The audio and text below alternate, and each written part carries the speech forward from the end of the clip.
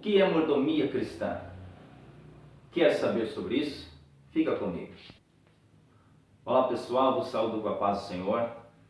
Novo trimestre, novas aulas. Eu tenho certeza que vai ser uma bênção para a sua vida.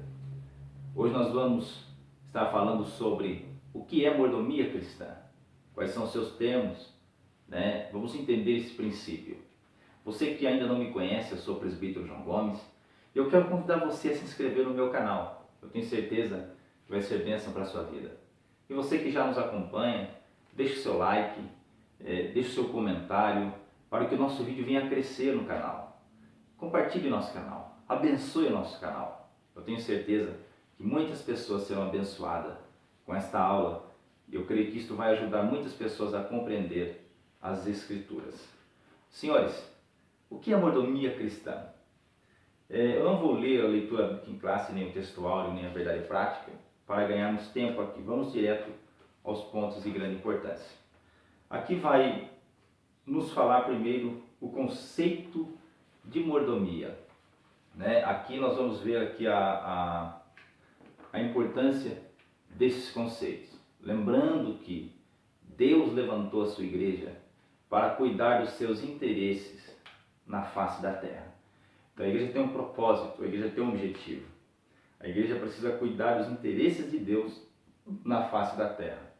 Assim como quando Deus criou Adão e colocou o homem para cuidar daquela grande casa, né? Porque economia também quer dizer dispensação. Então, Deus colocou Adão como gerente dessa grande casa lá no princípio, para cuidar dessa grande casa, desta terra, e Adão falhou na sua gerência. Ok? Vamos lá. No primeiro conceito, no primeiro tópico, nós vamos ver o termo aqui mordomo. Tá? No primeiro subtópico nós vamos ver aqui, ó, major domo, que significa o quê? Criado maior, administrador dos bens de uma casa. Então, mordomo no latim significa criado maior, administrador dos bens de uma casa. E no segundo subtópico, dentro desse conceito ainda, mordomia, no grego o termo grego para mordomia é oikonomia. Tá? Oikonomia também é usado para dispensação. Oikonomia, que significa, tá? O seu significado é cargo ou ofício. Cargo ou ofício, ou seja, gerência de uma casa. O mordomo nunca é o dono. Vou lhes dar um exemplo espiritual aqui. Quando o homem estava no Éden,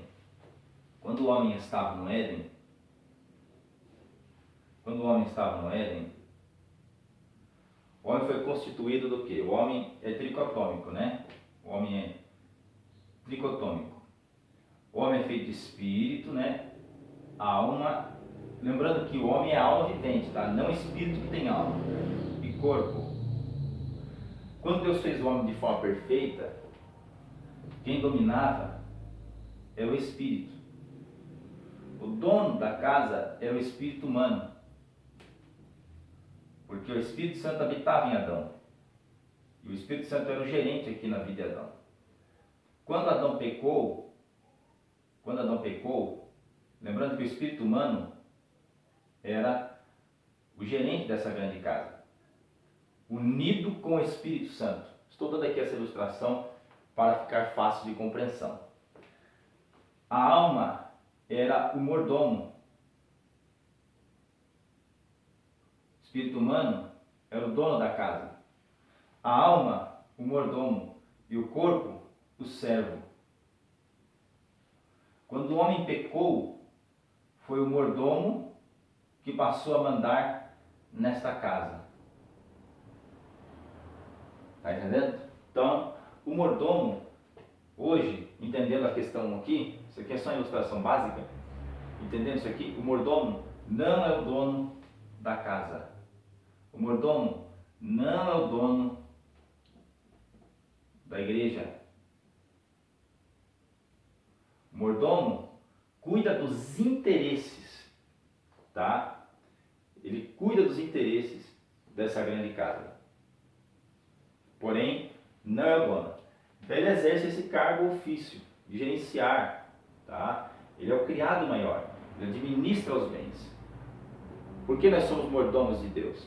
Porque nós administramos aquilo que é do interesse de Deus. Tá ok? Então aqui nós temos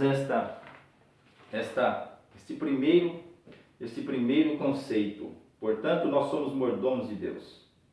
E à luz do Novo Testamento, os líderes espirituais têm maior responsabilidade perante o Senhor da igreja.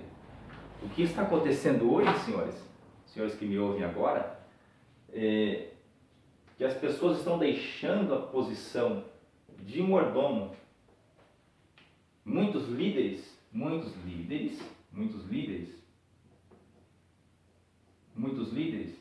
estão deixando a posição de mordomo e querendo ser dono da igreja. O líder não é o dono da igreja. Olha a revista. Olha que mensagem clara que nós temos aqui nesse primeiro conceito de mordomia. Os líderes espirituais têm maior responsabilidade perante o Senhor da igreja. Então, o que está nas mãos do mordomo, ou seja, daquele que cuida dos interesses de Deus na terra, ser-lhe-á cobrado. Paulo disse que apresentaria a igreja como uma noiva, como uma virgem desposada. Paulo disse aí lá em Coríntios. Então, o homem há de prestar contas. Agora, o que estamos vendo hoje é uma inversão de valores. Tá? A inversão de valores. Que inversão de valores? O mordomo querendo ser dono. O dono da igreja é o Senhor. O Senhor da igreja é Cristo.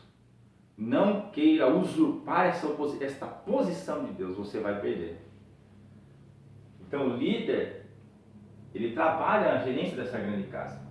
Tá? Olha, cargo ou ofício. Cargo ou ofício. Quando nós lemos aqui, Efésios, capítulo de número 4, versículo de número 11, nós entendemos aqui, olha que detalhe importantíssimo. E ele mesmo deu uns para apóstolos, e outros para profetas, e outros para evangelistas, e outros para pastores e doutores, querendo o aperfeiçoamento dos santos, para a obra do ministério, para a edificação do corpo de Cristo, até que todos cheguemos à unidade da fé e ao conhecimento do Filho de Deus, a varão perfeito, à medida da estatura completa de Cristo. Então, o que ele quer? Olha o papel do mordomo. O papel do mordomo é cuidar dos interesses de Deus. É por isso que ele levantou profetas, doutores, ou mestres, evangelistas. Para qual objetivo? Querendo o quê? Querendo o quê? Continue comigo, por favor. Querendo o quê? Voltando aqui a esse princípio. Então, o que ele quer? O que ele quer? Olha o propósito. O mordomo não manda. O mordomo cuida dos interesses de Deus. Então, quando ele levanta e institui esses ministérios, ele tem um propósito. Ele quer o aperfeiçoamento de quem? Dos santos. O aperfeiçoamento dos santos. Da obra no ministério, como está aqui no versículo de número 13. Olha aqui, querendo o aperfeiçoamento dos santos, para a obra do ministério. E o que mais? Olha o versículo 12. Para a edificação do corpo de Cristo, que é o quê? A igreja. Então vejam aí o propósito, vejam o detalhe. O mordomo, isto é, aquele que cuida dos interesses de Deus na terra, tem que entender esses objetivos. O mordomo não é o dono da casa. O mordomo não é o dono da igreja. O mordomo cuida dos interesses de Deus. E olha aí, o aperfeiçoamento dos santos. Olha o detalhe, para edificação, para a obra do ministério e para a edificação do corpo de Cristo, que é o quê? A igreja. E ele coloca mais detalhes ainda no versículo 13. Até que todos cheguemos à unidade da fé e ao conhecimento do Filho de Deus. Então o mordomo, aqueles que exercem a mordomia, têm que entender que ele exerce esse cargo, esse ofício.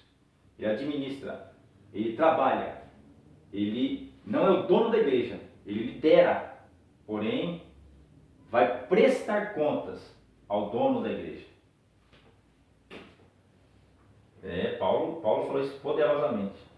Então não confundamos. O mordomo não manda, o mordomo não é o dono da igreja.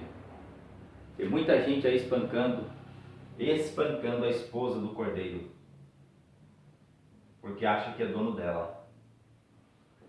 Tem muita gente violentando a igreja, violentando a esposa do cordeiro.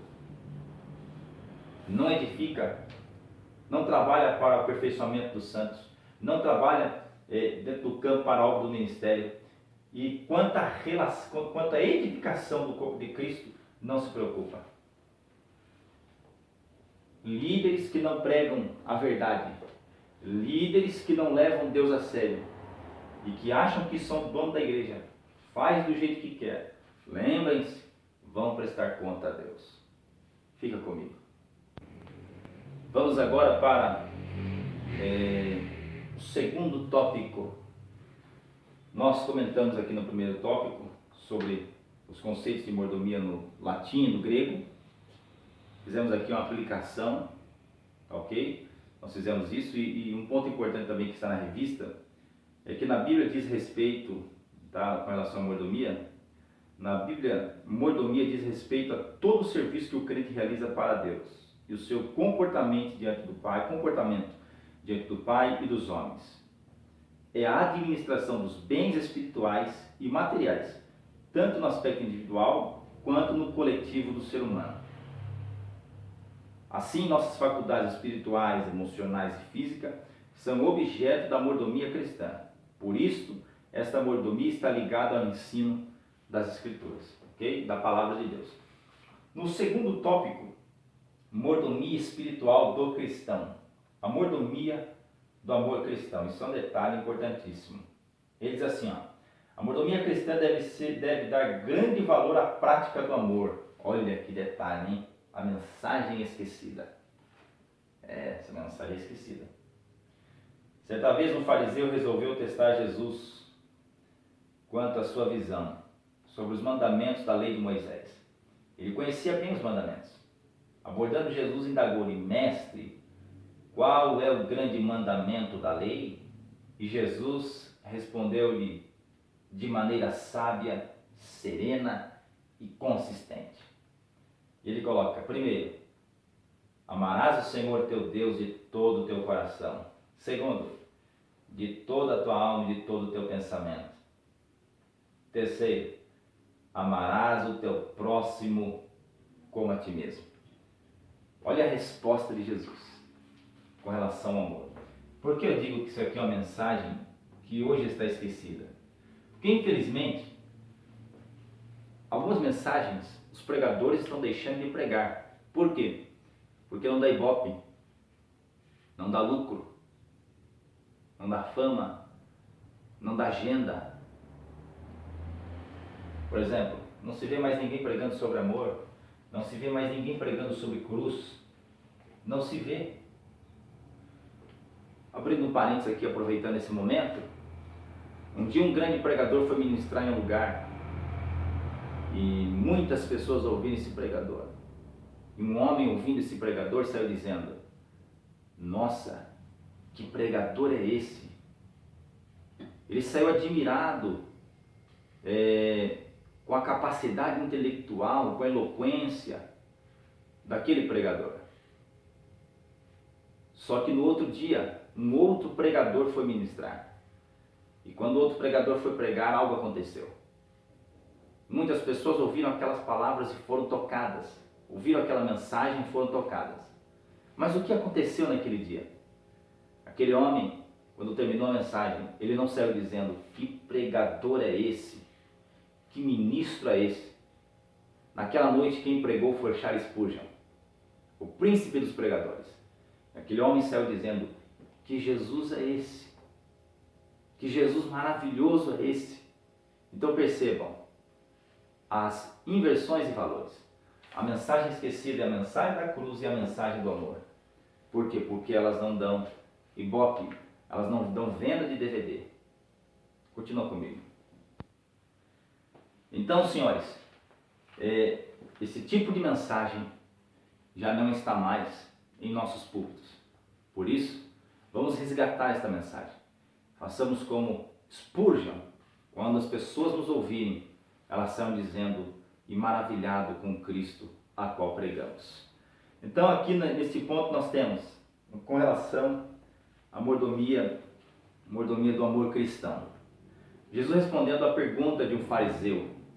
E a primeira coisa que ele diz: amarás o Senhor teu Deus de todo o teu coração. Vamos lá. Olha aqui, ó. Aqui nós temos a alma, né, onde reside a personalidade do homem, o espírito humano e o corpo. Aqui nós temos a divisão, tá, entre alma e corpo. A mente. Aqui nós temos o coração.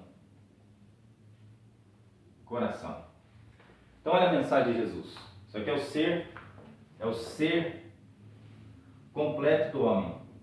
Como está em Tessalonicenses capítulo 5, 1 Tessalonicenses capítulo 5, versículo 23. Esse é o ser completo do homem.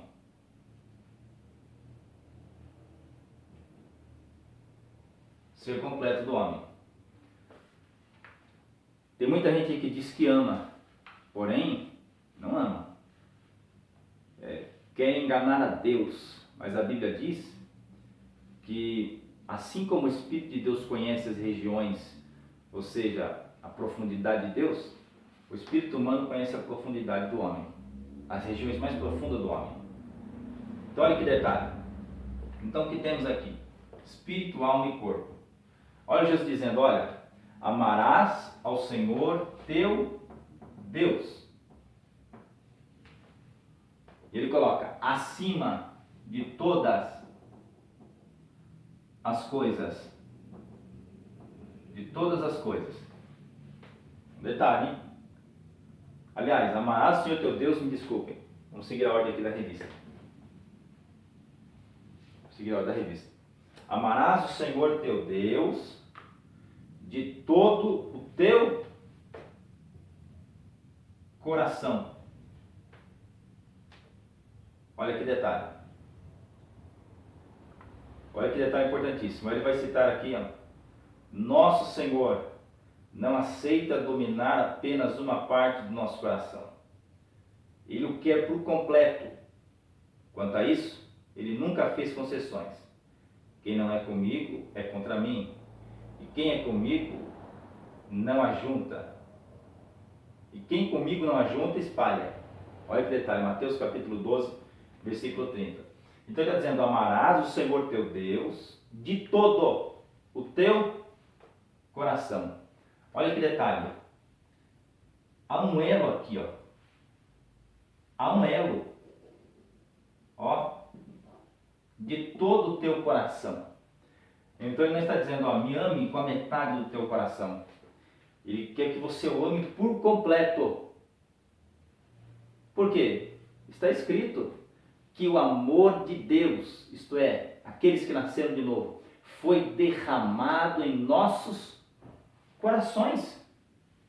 Coração, ele não está falando deste músculo de bombear sangue, que é um músculo extraordinário. É de onde procede as saídas da vida, como dizem Provérbios. Então ele está dizendo: ame a Deus de todo o teu coração. Mas o grande problema é que o coração das pessoas estão sendo ocupado por tantas outras coisas. Estou falando dos cristãos. Nós percebemos que o amor a Deus já não é uma realidade mais. As pessoas estão se esfriando nesse ponto. Por quê? Isso não é revelado na prática muitas das vezes.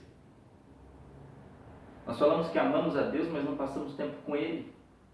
Falamos que amamos a Deus, mas a nossa Bíblia empoeira, fica empoeirada na estante. Isso é uma pequena amostra de como as pessoas hoje estão distantes de Deus. Olha que detalhe, hein? Quem não é comigo é contra mim.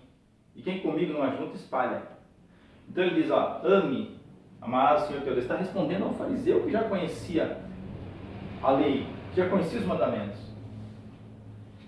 Irmãos, por que Jesus está falando isso aqui? Porque os fariseus, um detalhe, eles passavam de largo do amor a Deus e ao próximo. Porque quem não ama a Deus não ama o próximo.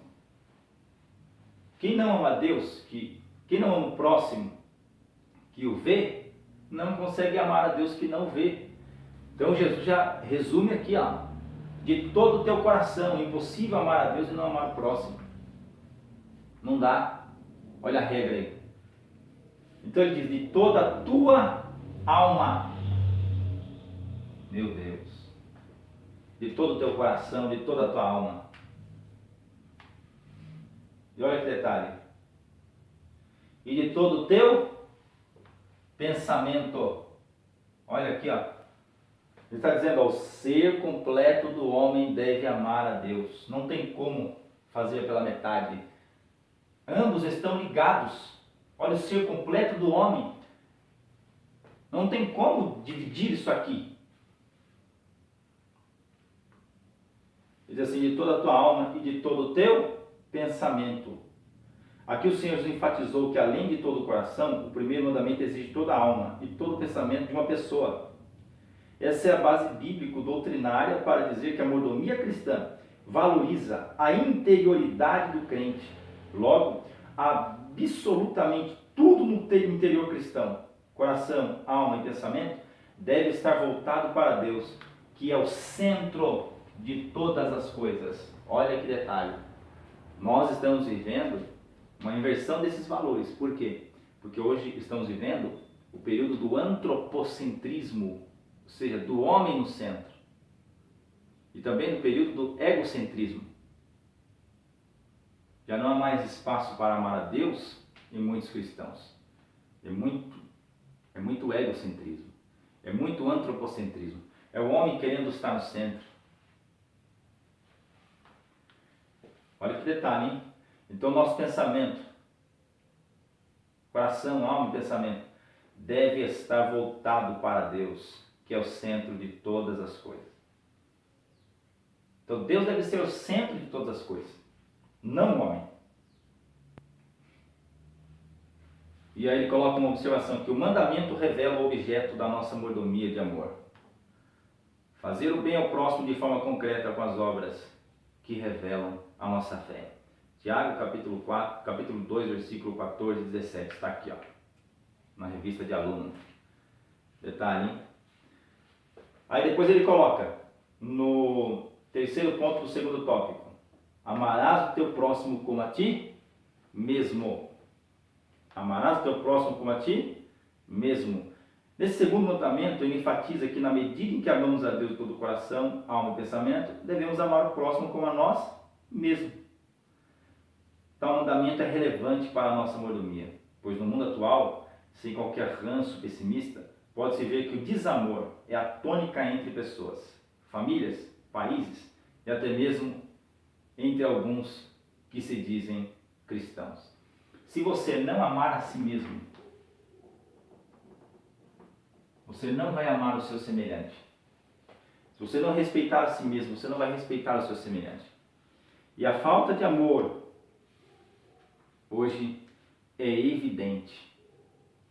A falta de amor é evidente. Nós vemos isso hoje pelas panelinhas que são feitas. As pessoas selecionam pessoas no seu ciclo de amizade, porque de repente uma não gosta da outra, uma não vai com a cara da outra, uma não suporta olhar para a outra, para o outro, isso dentro da igreja. Existem pessoas que dentro da igreja só faltam se pegar. Um não cumprimenta o outro, não dá paz para o outro. Estamos vendo um desamor muito grande. Então, olha a mensagem. Ame o teu próximo como a ti mesmo. A grande pergunta é, você odeia a si mesmo? Não. Com certeza você se ama. Se você se ama, então é o seu próximo, como a ti mesmo. E depois Jesus deixa um mandamento muito forte, dizendo, ame como eu amei a minha igreja. É possível isso? Nos nossos dias? Olha a mordomia, hein? Aí a grande pergunta é, quem é o nosso próximo? Que está no ponto 4 aqui, né? Ponto 1.4 do segundo tópico. Quem é o nosso próximo? Essa foi a grande pergunta feita por Jesus após contar a parábola do bom samaritano ao doutor da lei.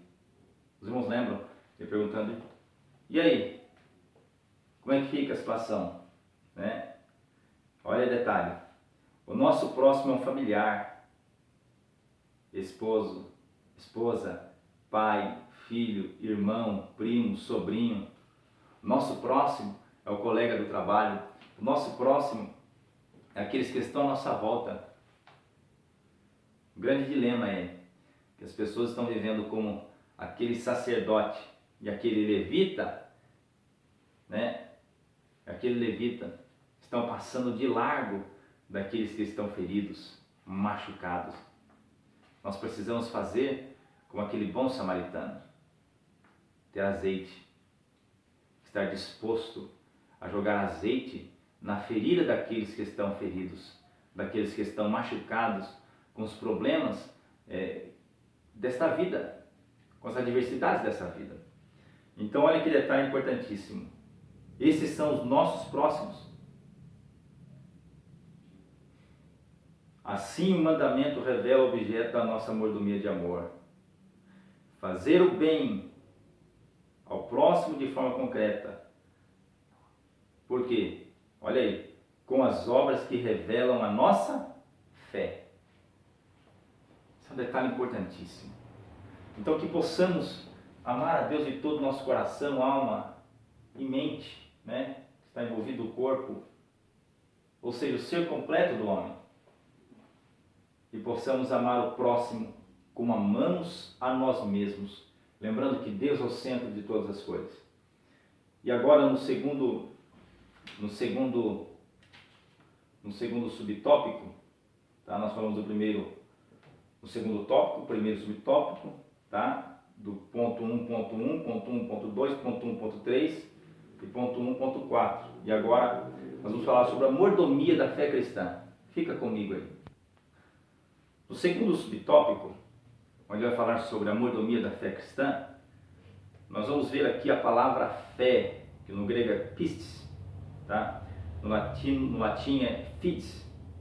Traz a ideia de confiança que depositamos em todas as providências de Deus. E ele diz aqui que a melhor definição se encontra em Hebreus, capítulo 11, versículo 1. E ele coloca aqui pontos importantíssimos, porque em Hebreus está escrito assim, ora, a fé ele afirma, o firme fundamento das coisas que se esperam e prova das coisas que não se veem. E ele destaca aqui, 3 características essenciais. Primeiro, ela é o fundamento ou base para a confiança em Deus, é lógico. Segundo, ela envolve a esperança ou expectativa segura do que se espera da parte de Deus. Terceiro, ela é a prova das coisas que não se veem, mas são esperadas por uma convicção antecipada. Olha o que é fé com relação à fé. Olha que detalhe importantíssimo. Agora tem um detalhe importante aqui. Como o meu tempo já foi aí, tem um detalhe importantíssimo aqui. Irmãos, esta fé, que os irmãos vão ver aqui, a fé como patrimônio espiritual, né? Dentro desse ponto, dentro desse terceiro agora subtópico. Olha que detalhe, nós vimos aqui 3 características importantes, ok? E no terceiro subtópico, a fé como patrimônio espiritual, aqui nesse ponto entendemos o que é fé, firme fundamento, entendemos o que é isso. Só que eu quero me ater aqui no terceiro ponto, a fé como patrimônio espiritual.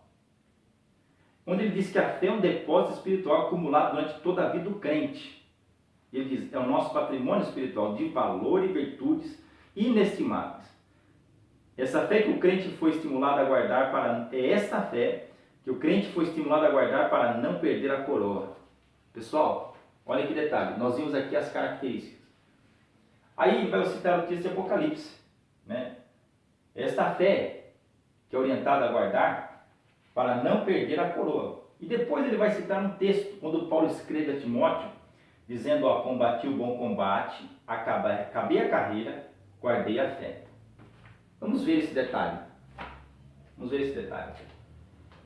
Continue comigo aí. Concluindo aqui, que eu só tenho mais 2 minutos aí no vídeo, concluindo aqui, por que guardar a fé? Ela não é o nosso patrimônio espiritual? Então veja isso aqui. O que Paulo está querendo dizer? O que o autor está querendo dizer? Olha, guarde a fé, para que você não perca a sua coroa. Essa coroa, ela não é uma coroa de diadema, tá? Ela não é a sua coroa, não é coroa de rei, vai ser uma coroa de recompensa, como se fazia nos dias da Grécia Antiga, onde eles recebiam uma coroa de louro. Isso é um exemplo, uma linguagem para entender isso, a linguagem dos dias. Então o que temos aqui? Nós temos uma fé. E o termo guardar, o verbo guardar, é um verbo militar. Paulo usa esse termo porque Timóteo estava familiarizado com esse termo. Então, o que ele está dizendo? Ó, guarde a fé.